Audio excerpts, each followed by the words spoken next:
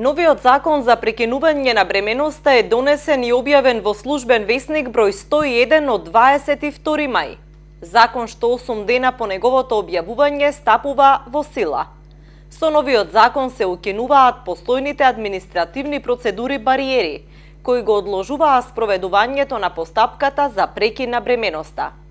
Првпат се воведува можноста за прекинување на бременоста до 9-тата гестацијска недела со медикаментозен метод и во здравствена установа од примарна здравствена заштита. Новиот закон предвидува прекинување на бременоста да може да се изврши до истекување на 12-тата гестацијска недела, со писмена согласност од бремената жена.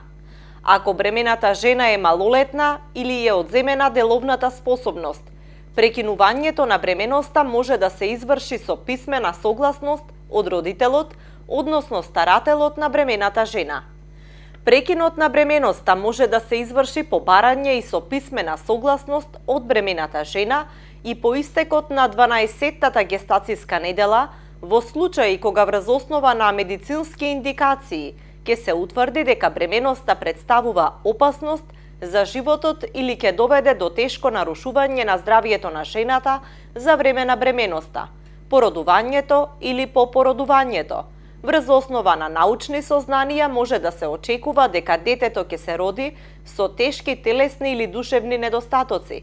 До зачнувањето дошло во врска со извршување кривично дело, силување, облюба врз немоќно лице, полов напад врз дете, облюба со злоупотреба на положбата или родосквернавање и ќе се утврди дека во текот на бременоста или по породувањето, жената би можело да дојде во тешки лични, семејни, материјални или други ситуации што ќе имаат одраз врз нејзиното здравје.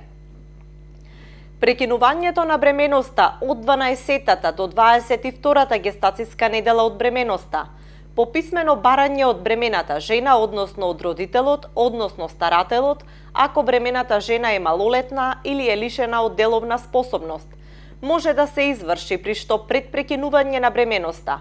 Докторот може да побара мислење од друг доктор специјалист од соодветната гранка на медицината. По 22-та гестацијска недела, за прекинување на бременоста одлучува првостепена комисија за одобрување на прекинување на бременоста во здравствена установа, составена од двајца доктори специјалисти по гинекологија и акушерство и еден социјален работник. Доколку жената не се согласува од одлуката на првостепената комисија, има право на приговор до второстепената комисија, составена од двајца доктори специјалисти по гинекологија и акушерство, доктор специјалист по детска хирургија, психолог и еден член со најмалку 5 години работно искуство во областа на родовата еднаквост. Одлуката за прекин на бременоста како посебна медицинска интервенција за која треба слободно да одлучува бремената жена, се заснова на дадена согласност свесно, без принуда од кого било и врз основа на објективни информации поврзани со интервенцијата. Прекинувањето на бременоста, како и досега, ќе се врши во болничка здравствена установа која во својот состав има гинеколошко-акушерско одделение.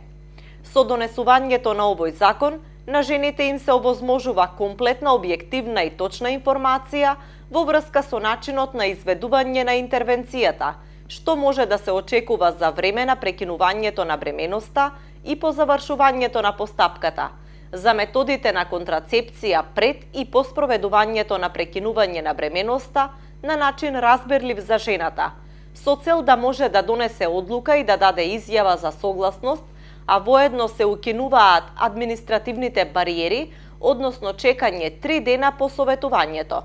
Одлуката за прекин на бременоста е право на жената и тоа никој не може да и го одземе.